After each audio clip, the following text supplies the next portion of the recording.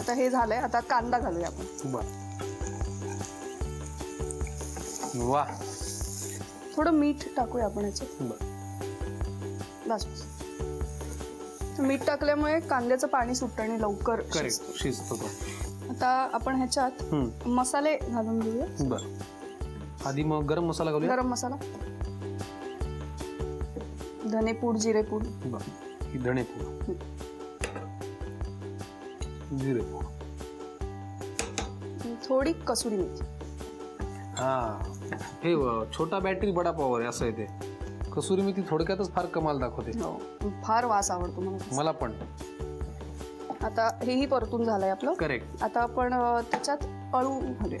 बर. जे आपण वाफवून घेऊन त्याची ग्रेव्ही करून घेतलेली आहे. शेंगदाणे पण आपण आत्ताच टाकूया त्याच्यात. बर. जे आपण अर्धा एक तास भिजवलेत. एवढं पुरे आपल्या आवडीप्रमाणे. मला शेंगदाणे दाण्याचं कूट फार आवडतात. आहा, उकळी यायला सुरुवात झालेली आहे. आता आपण याच्यात पनीर घालूया. हो, कारण उकळी आलेली आहे. आपण पनीरचे क्यूब्स घालूच शकतो, जे आपण शॅलो फ्राय करून घेऊ. आणि थोडंसं मीठ. हो, मग अशी आपण कांदा परतण्यापुरतं घातलं.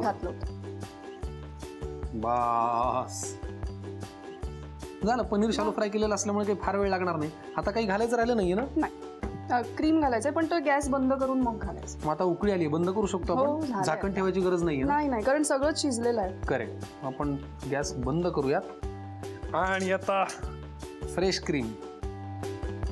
क्या बात है. तयार झालेली आहे आळू पनीर मसाला. ही रेसिपी फॅन्टॅस्टिक दिसायला आहे, माझ्या शर्टला मॅचिंग आहे, चवीला तर अप्रतिम असणारच आहे. तुम्हाला करायचं असेल तर पटकन लिहून घ्या साहित्य आणि कृती.